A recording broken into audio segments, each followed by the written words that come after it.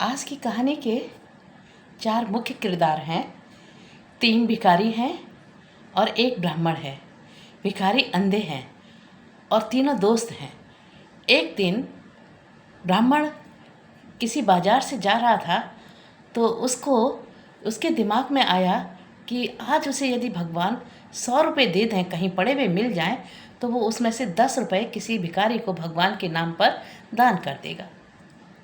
और वो ये सोच ही रहा था, भगवान से प्रार्थना कर ही रहा था कि उसे 100 रुपये ज़मीन पर पड़े हुए कहीं मिल गए। उसने वो 100 रुपये उठाए, भगवान का धन्यवाद किया। भगवान ने तो उसकी प्रार्थना सुन ली। तो उसने सोचा कि जब भगवान ने मेरी प्रार्थना सुन ली है तो मुझे भी इन 100 रुपये में से 10 रुपये जरूर किसी न किसी को दान करना चाहिए। और सामने से उसने एक भिखारी को आते हुए देखा जो कि अंधा था। उसने उस भिखारी को रोका और 10 रुपये दे करके कहा, महाराज, आज ये 10 रुपये मैं आपको दान करता हूँ, क्योंकि मुझे भी भगवान ने आज बहुत अच्छा पैसा दिया। मैंने भगवान से प्रार्थना की थी कि आज यदि मुझे 100 रुपये मिल जाएंगे तो उसमें से मैं 10 रुपये किसी गरीब को दान कर दूँगा, तो मैंने इसलिए आपको 10 रुपये दिए हैं।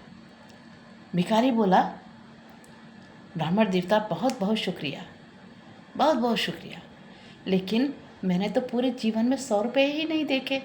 मुझे तो लोग जो हैं 1 रुपया 2 रुपया दे करके टाल देते हैं।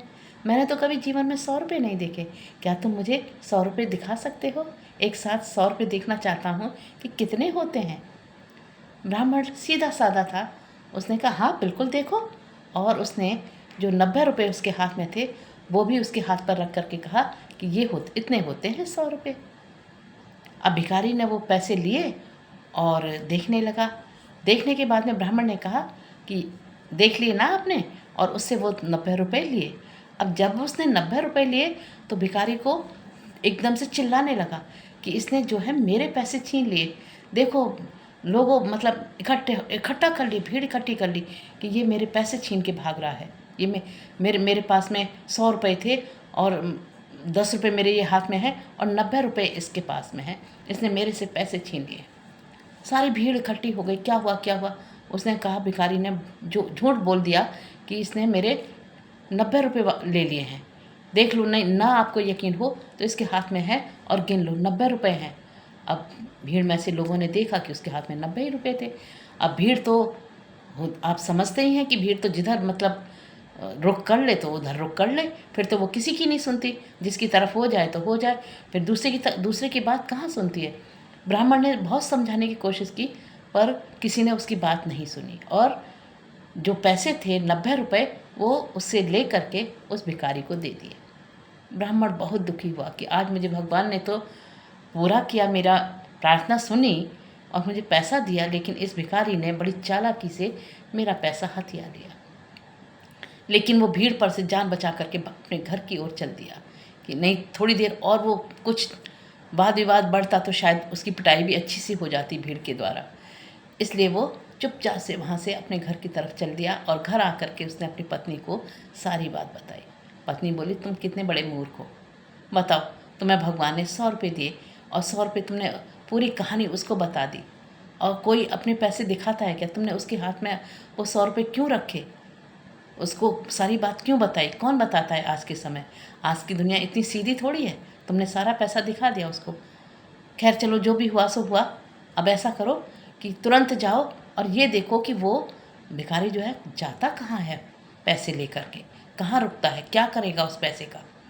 ब्राह्मण जो है सीधे उसी उल्टे पैरों वापस आया और उसी मार्केट में आया जहाँ पर वो भिखारी आगे भी भीख मांग रहा था। वो चुपके से छिप करके उसको देखने लगा कि ये करता क्या है, लेके कहाँ जाएगा इन पैसों को, कहाँ पर रुकेगा, कहाँ रखेगा।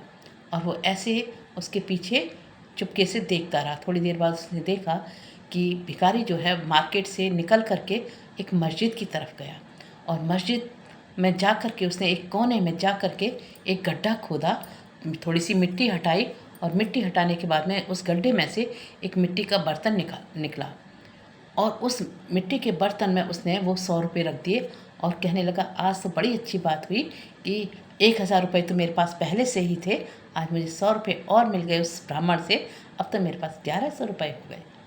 और उसने ये कहते हुए फिर से वो मिट्टी का बर्तन उसी गड्ढे में दबा दिया। अब ब्राह्मण देख रहा था छिप करके, और वो जो भिखारी था उस गड्ढे में वो बर्तन दबा करके वहाँ से चला गया कि कोई नहीं देख रहा। अब वो चला गया वहाँ पर से, तो ब्राह्मण ने पीछे से आकर के उसका जो गड्ढा खोदा और उसमें से बर्तन निकाल लिया और चला आया पैसे लेकर के उस बर्तन को। उसमें 1100 रुपये थे। उसने अपनी पत्नी को बताया कि इसने पैसे हैं। पत्नी बहुत खुश हुई कि आज तो हमें 1100 रुपये मिल गए। चलो, उसने कहा कि अभी फिर जाओ उसके पीछे कि अब वो क्या करता है। अब जब वो देखेगा कि उसके पास पैसे नहीं है तो क्या करता है वो। अब ब्राह्मण जो है फिर से उसके ब्राह्मणी ने भेज दिया, उसकी पत्नी ने भेज दिया उसके ब्राह्मण फिर उसकी तलाश में इधर उधर भटकता रहा और खोजता रहा कि ये करता क्या है। अब उसने देखा कि वो रो रहा था जब दोबारा से उसने अपने पैसे रखने चाहे उस गड्ढे में मिट्टी के बर्तन में, तो वहाँ मिट्टी का बर्तन न देख करके वो रोने लगा। अब रोते रोते उसने अपने दूसरे भिखारी साथी को बुला लिया जो वो भी अंधा था और वो भी यही सब काम करता था। उसको बुलाया और उससे कहा कि आज मैं लुट गया, पता नहीं मैंने यहाँ पर पैसे रखे थे गड्ढे में मिट्टी के बर्तन में दबा करके, न जाने किसकी नज़र पड़ गई और वो यहाँ से ले गया। अंधा भिखारी दूसरा वाला उसका दोस्त बोला कि तू तो बिल्कुल बड़ा बेवकूफ़ है, ऐसे तो कभी ना कभी किसी न किसी की नज़र पड़ी जाएगी और वो ले ही जाएगा, तूने रखे क्यों यहाँ पर। अरे तू मेरी तरह से रखा करना पैसे जैसे मैं रखता हूँ। तो वो भिखारी बोला कि आप कैसे रखते हो पैसे को अपने को, कि देख ये जो छड़ी देख रहा है ना मेरे हाथ में, जिससे कि मैं आगे टेक टेक के चलता हूँ, ये छड़ी जो है बिल्कुल खोखली है, अंदर से बिल्कुल खोखली है और मेरा सारा पैसा इसी में रखा होता है और ये हमेशा मेरे हाथ में रहती है। तो कोई कारण ही नहीं है कि कोई मुझसे छीन ले जाए और किसी को पता भी नहीं है।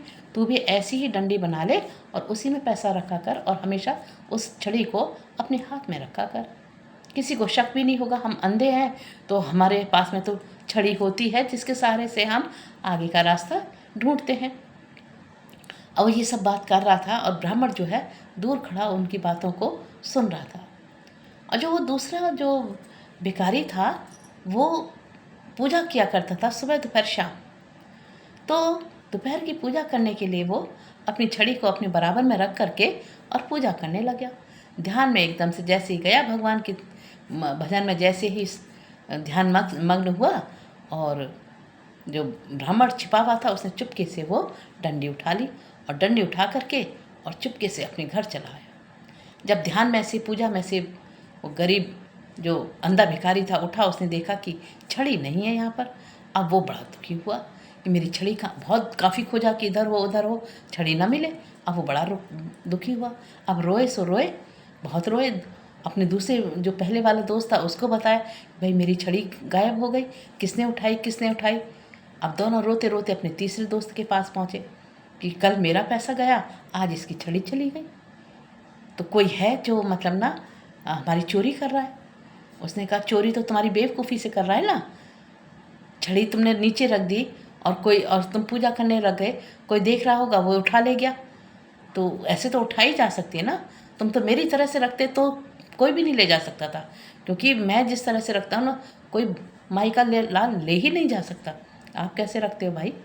तो उसने कहा मैं अपने कपड़ों के अंदर रखता हूँ, कपड़ों में मैंने एक अंदर ही ऐसे जेब सी बना रखी है, उसमें मैं अपना पैसा रखता हूँ और कपड़े हमेशा पहने रखता हूँ, हमेशा कपड़े पहने रखता हूँ, मैं कभी उतारता नहीं हूँ, तो कोई ले ही नहीं जा सकता। उसने कहा हाँ ये बात तो सही है कि कपड़े शरीर पर से कौन उतार के ले जाएगा। अब वो जो ब्राह्मण था वो अपना जो छड़ी ले जा करके उसने अपनी ब्राह्मणी को दिया, अपनी पत्नी को दिया। तो पत्नी बोली कि ये तो बहुत अच्छी बात हुई, अब तो हमारे पास काफ़ी पैसा हो रहा है, लेकिन अभी और जाओ और देखते हैं कि वो दूसरे वाला जो भिखारी है वो क्या करता है। अब वो ब्राह्मण को फिर से भेज दिया, ब्राह्मण फिर से आ गया उसी के पीछे पीछे। तो जो वो दोनों अपने तीसरे वाले दोस्त के पास गए थे और ये सारी बातें कर रहे थे, तो दूर खड़ा सुन रहा था। ये तीसरा वाला जो है ये अपने कपड़ों में अपने पैसे को रखता है। तो उसने कहा अच्छा ठीक है।